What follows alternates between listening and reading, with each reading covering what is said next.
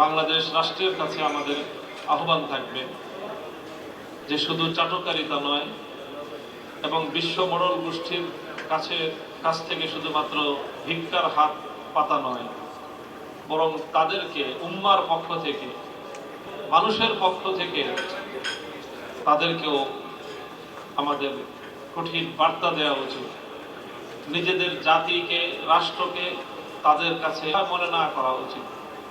যদি সরকার সেই রকম দেশকে নিয়ে, জাতিকে নিয়ে ঐক্যবদ্ধ থাকতে পারে, ঐক্যবদ্ধ হতে পারে, তাহলে আমার বিশ্বাস যে আমরা রাষ্ট্রের আয়তনের দিক থেকে ছোট হলেও আমরা জনসংখ্যার দিক থেকে পৃথিবীতে একটা উল্লেখযোগ্য রাষ্ট্র।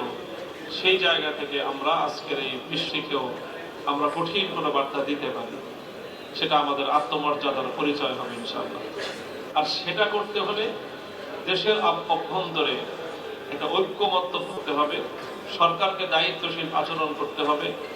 বর্তমান সরকার নির্বাচিত হওয়ার পর জুলাই সনদ নিয়ে, সংবিধান সংস্কার পরিষদের শপথ নিয়ে যে টালবাহানাটা করছে, এই জাতীয় টালবাহানা এবং এই জাতীয়,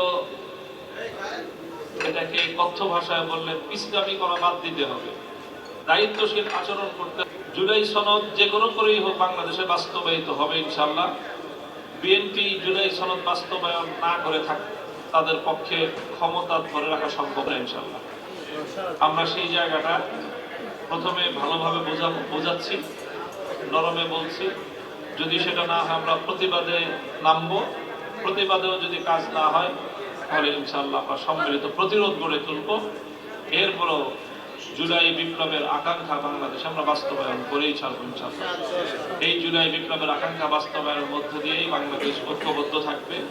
বাংলাদেশ শক্তিশালী হলে আমরা জাতীয়ভাবে আন্তর্জাতিক ইস্যুগুলোতেও আমরা মুসলিমের পক্ষে, মানবতার পক্ষে আমরা ভূমিকা করতে পারবো ইনশাআল্লাহ। আমরা সেই প্রত্যাশা ব্যক্ত করছি। ওয়া আখিরু দাওয়ানা আলহামদুলিল্লাহি রাব্বিল আলামিন। আসসালামু আলাইকুম ওয়া রাহমাতুল্লাহ।